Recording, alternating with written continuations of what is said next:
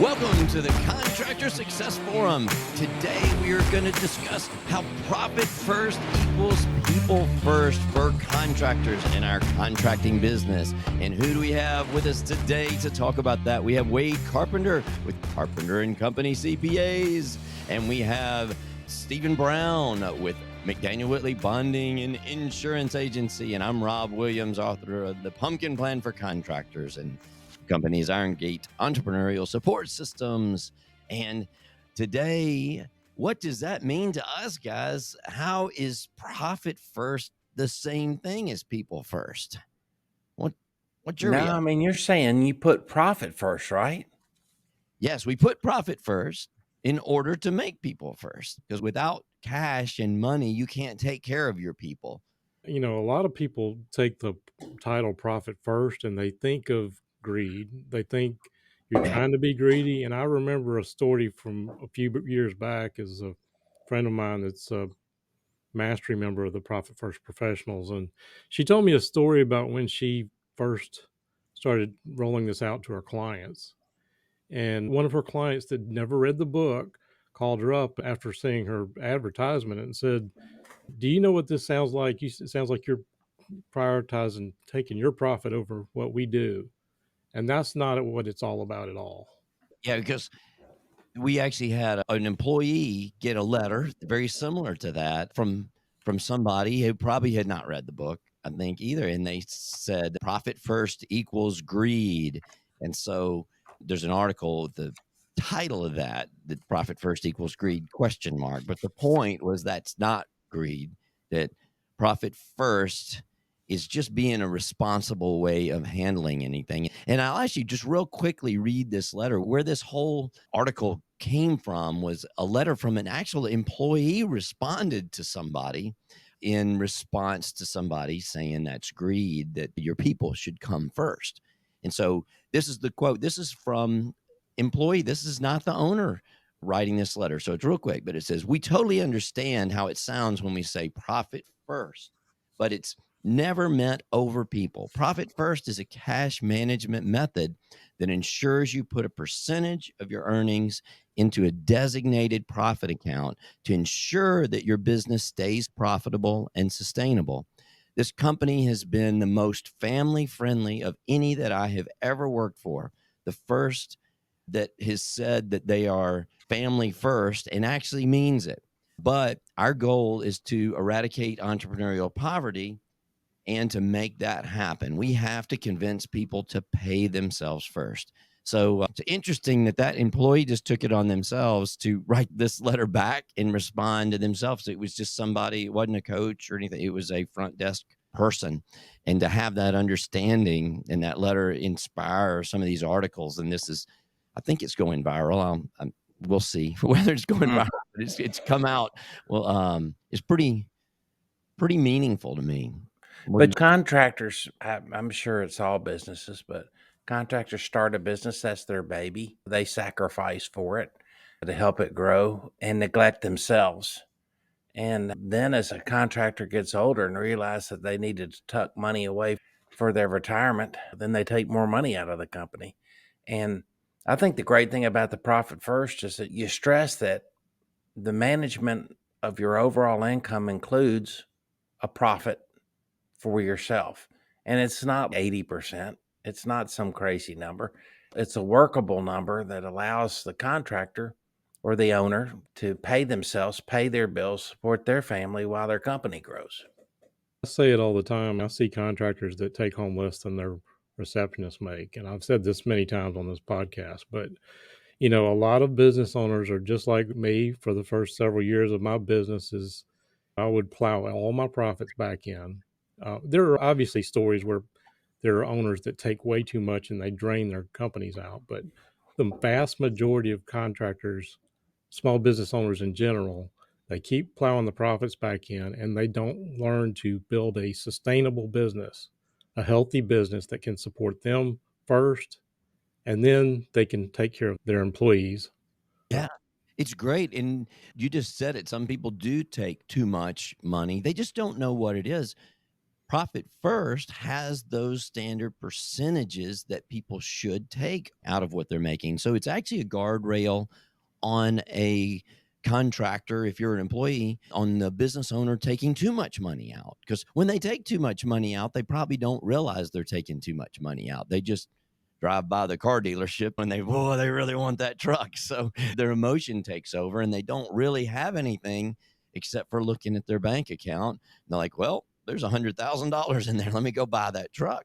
And it may not be allocated for that. So when you have these guardrails on your account, you have the amount of money set aside in these different bank accounts that's the right amount to take. And there's a psychological aspect to this that actually makes you enjoy taking that money out better, because you don't have to worry about feeling guilty, because one day you do go to that car dealership and you buy it and you feel excited about it. Well, the next day you might feel guilty. If you know that has been the correct percentage and you're living within that percentage, you feel so much better about spending that money and you can enjoy it more. But my point in this part of the conversation was, it not only gives them the money, the wage, like Wade's talking about, that they should earn, so you have a healthy owner, it also puts a guardrail on them from taking too much money out, because a lot of people that haven't read the book or that aren't doing it don't realize that the owner has his owner's pay, and that's a separate account from the profit. So the owner gets paid for what he's doing there, but then there's a profit for the company that the investors, the owner as an investor, or maybe there are investors that don't work there, they take that. So that's the profit first that we're actually talking about. And then we can talk about now, what do you, if you're doing that, what can you do with this money? What are the benefits of having this? Well, a lot of people equate it to the corporate greed. And right now, the statistics say there's about 32 million small businesses in the US, and they provide almost half of the private employment in this country. And small business owners are what built this country.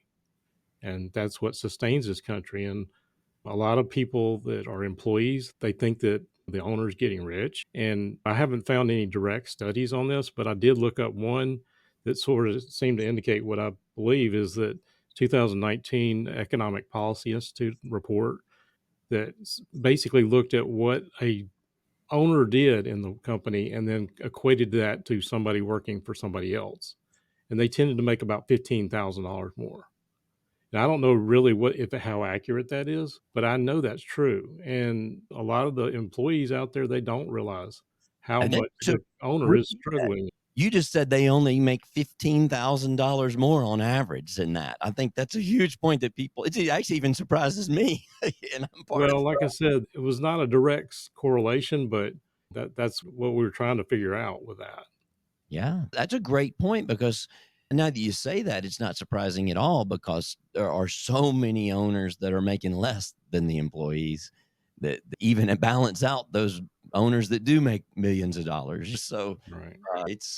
that's really interesting, because you're really kind of looking for the median, not the average, the typical owner and what he makes rather than that. And this article, we're talking about, how does it feel working for an owner that can't pay his mortgage? Employee doesn't know that. That's the thing, and they don't realize that. But what I have seen, what I implemented in my business about 5 years ago, and I've helped several contractors put that in theirs, and the turnaround when they apply it properly is amazing. And I've seen some people do exactly what I've done, is that the more we grow, the more benefits I can provide to them. I, in particular, changed my simple IRA plan to having a 401k profit sharing this year, just so that I could give more to my employees because they take such great care of me. And I've seen several contractors being able to do that because they're more profitable. That's great. Because let's talk, what do you do with the money? That's one thing you do with the money, because when people hear profit, they think that means going and buying a boat or going and buying a car. So profit in the company, you got to do something with it. It can be cash reserves. I think we have a list here in this article that we were talking about. And the first one, like you just said, profit sharing with employees. That's one of the first things that you do with the profit account that you've got. You split it between the owner and the employees typically. And then the second one that I just mentioned is vaulting up your cash reserves so you can be able to stay in business and keep those employees working when we do go through a downturn, or maybe I know we've had a lot of other conversations when you don't get that receivable that you were counting on doing. You've got a little bit of cash in there for a rainy day. And let's say I'll just finish going down here, the capital improvements. How do you do that for your company? That might be buying new equipment, might be buildings, maybe something. Yeah, I guess for us, it's typically equipment in the Well, that's contract. where I was going to go with that. Talk about that for a minute. I think, business owners, we all say, hey, we want to plow the money back in, and one day it's going to pay off for us. One day. So we're going to buy this equipment. We justify it in our brain, but we never end up taking what we should. We never learn to run a sustainable business. And when you continually go buying that new truck at the end of the year just to save on taxes and erode your profit just needlessly, that's what kills a small business. Oh, yeah. That's so good. Let's see. And we'll go into these other things. Employee wellness programs. That's another one. I don't see that as much in construction. Actually, I guess we are starting to see that a lot more. We didn't have that a lot back in my days, but we're seeing a lot more of the employee wellness and safety programs, even. That's where you can put the progress. And then the big one that we don't get that we do see in our industry are the community programs. How many contractors support a baseball team or some kind of sports team or build a Habitat for Humanity house? So that was our big thing. Was I was on the board of Habitat for a little bit, but the main thing we did a St. Jude house for about 4 years that donated a house each year. And that was a huge thing for us. But those community events are huge. And where does that come from? That comes out of profit. Just because you make a profit doesn't mean you're not doing something worthwhile with that profit. Stephen, you're being awful quiet. Any thoughts here? No, I get it. I totally get it. Yeah. If you don't have any accounting system in place, you're sitting on a bunch of cash, you don't know where it needs to go, right? So it's just there. It's stressful. You've got it and you want to spend something, but you don't know if you do how it's going to affect your bills, your cash flow, and everything else. And just whole idea of profit first that I've always liked is that there's just different accounts you park your money in. And out of sight, out of mind, you park your expense monies where it needs to go, and also your profit, so you can afford to live and take care of your company. I see so many contractors just stressed out of their minds Yep. over this very subject. Yeah. Yep. I tell you, I wish I'd had this for so long. We used to call things benchmarks. That was the closest thing we had to a profit first system. And we'd have these industry benchmarks and these peer groups. But I wish we had this back then. That would have taken out so much stress. I can remember just all the days that I spent working on cash flow projections and everything this was just amazing. So the stress part, that's another thing. But the main thing we're talking about is profit first does not equal greed. No. This is the way to be generous is to take the profit first. So it sounds like it's not true, but it's really true. So a paradox, I guess. Yeah. Our word of the day, a paradox. Wow, I get it. Profit shouldn't be a dirty word. It shouldn't be Well, something you're embarrassed about. But at the same time, in this context, profit is not the concept of it is it's not to drive personal greed. The old corporate culture is my employees work for me only because I allow it. And if they're not serving me and my needs, then I'll get rid of them. And that doesn't work either for Well, so many reasons. yeah. I mean, small business in this country employs over 60 million people. And if a small business fails, then, they can employ these people.